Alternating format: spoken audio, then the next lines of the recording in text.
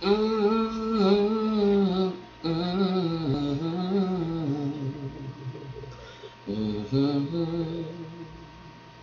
Mm-hmm. Good morning, evening, friends. I'm your friendly announcer, and I've got some serious news to pass on to everybody.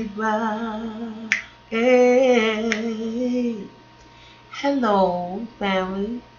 Good morning, good afternoon, or good evening, whatever the side of the diaspora that you are on.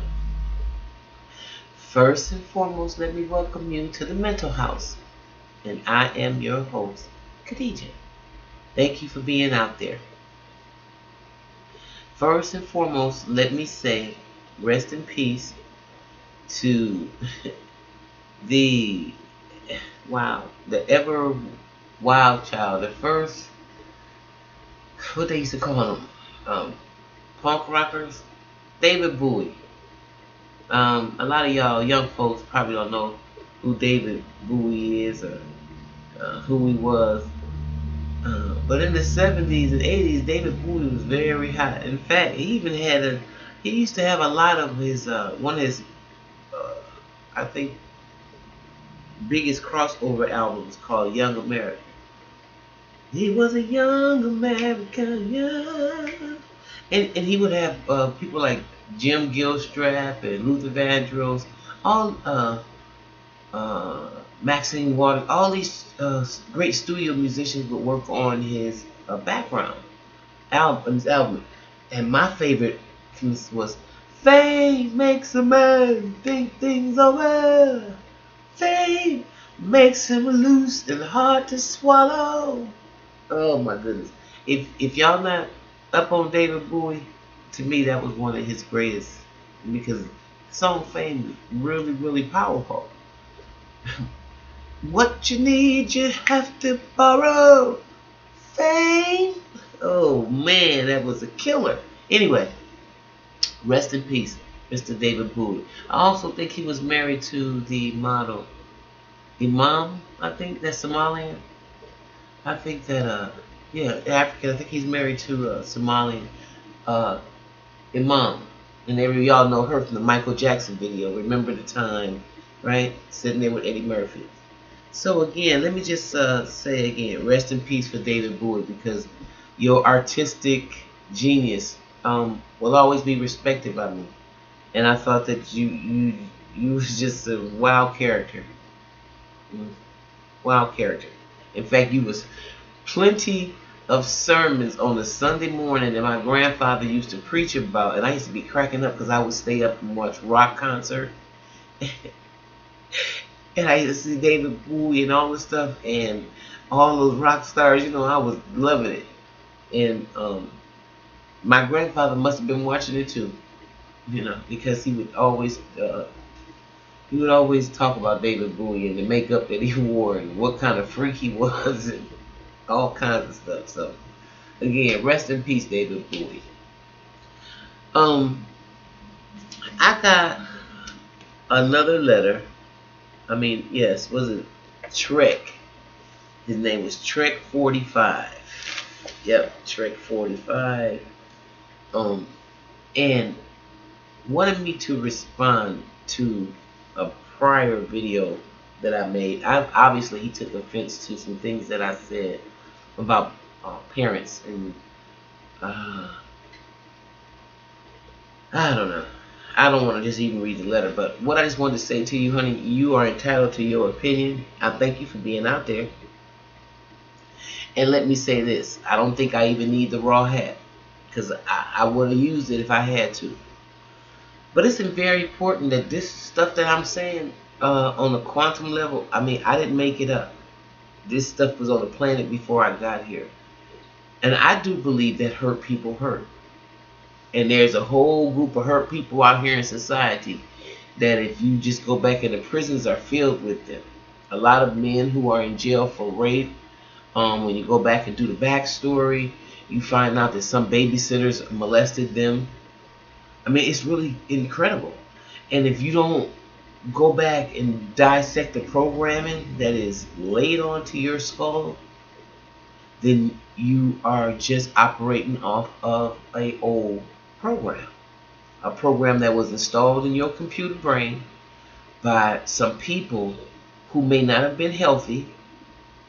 And so the thoughts that you have may have been because you had to suppress your emotions while you were being raised by these people.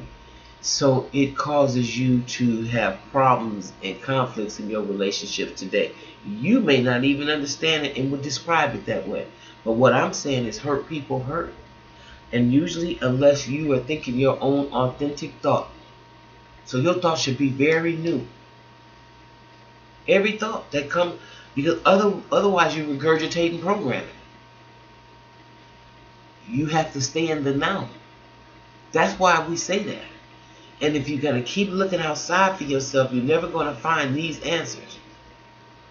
I say that because on a personal level, my father came from a long history of ministers. And in fact, my father was the son of a preacher man. The only one who could ever reach me was the son of a preacher. No, my father, that's my dad. And a quick story is his dad was married before. Maybe a short time, and the marriage didn't work out. And he divorced. And subsequently later, he married another woman, which in turn was my grandmother. They had 17 children. Okay? And then their denomination in the church, in the fine print somewhere, somebody came down from on high and said, hey, so-and-so's son shouldn't have been able to marry that Cochran girl because he was married to this other woman before, even though that union didn't produce any children. In this denomination, in this religious dogma, we don't believe in divorce. So, he should not be acknowledged, and his marriage to this woman that he didn't gave all these children to doesn't even matter. Now, this is how psychotic the whole mind thing is to me. And that they followed this cult-like bullshit. So they split up, and of course, my father was very upset about that. And he used to work side by side with his dad. My father learned how to work because my grandfather built the church and he built the home that all of them stayed in Indiana, amidst all that Ku Klux Klan burning and all that craziness going on.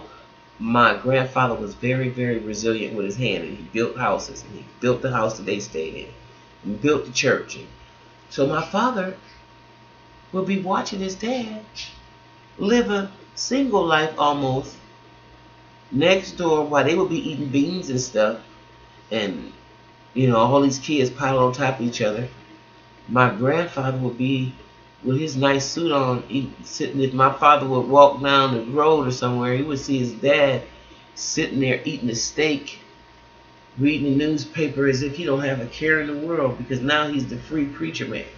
Well, whatever dynamic that happened in other countless abusive situations that my father had to suppress as a preacher's son, it made him incapable of dealing with the emotions of his own self. So let alone he couldn't deal with the emotion of children, his own children.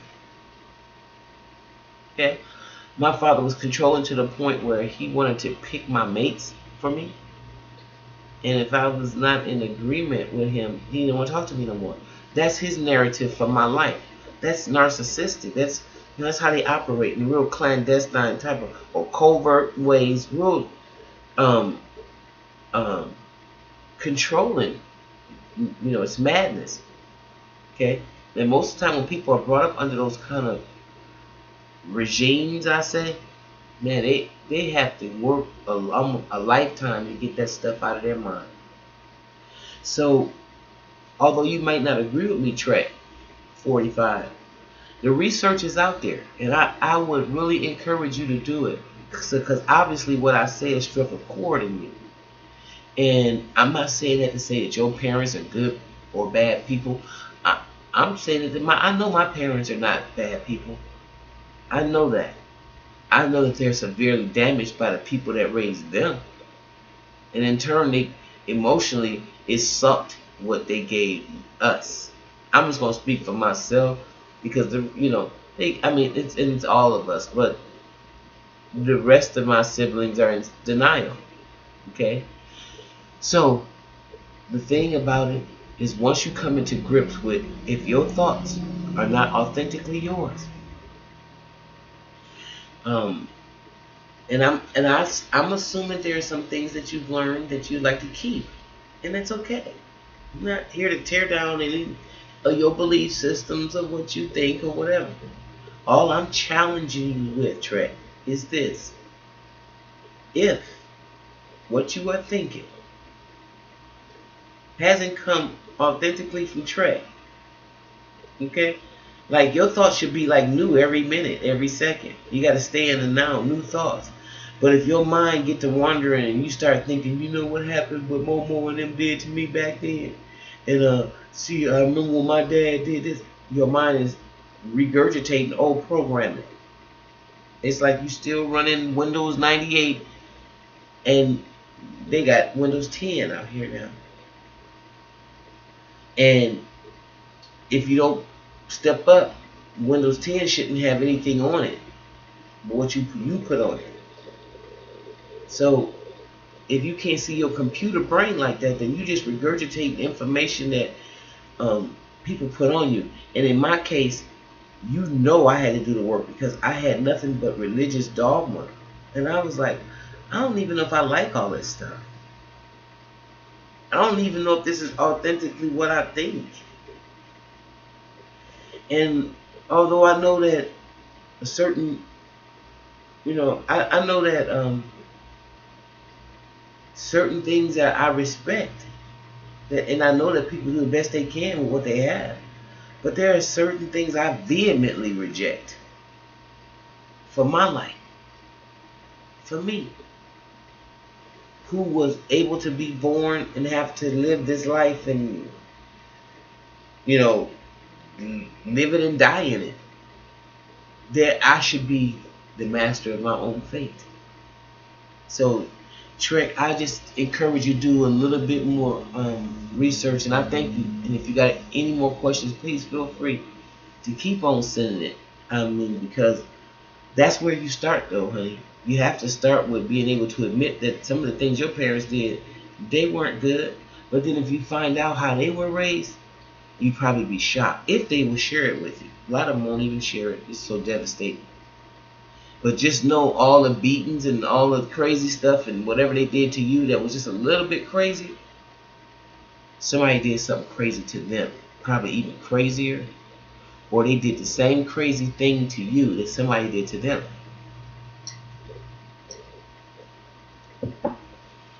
And that's why people always talk about breaking this cycle. Because unless you're even able to explore that, nothing will ever make sense to you. And you just spinning the same program over and over and over and over and over. Thinking you're really thinking, but you're not thinking at all. You're a robot. And you thinking inauthentic thoughts. Okay, just examine that for a minute. Not saying I'm right, just saying examine it for a little bit. Okay? So with that being said, I appreciate you for being out there. I thank you for the comments, and I really respect your opinion.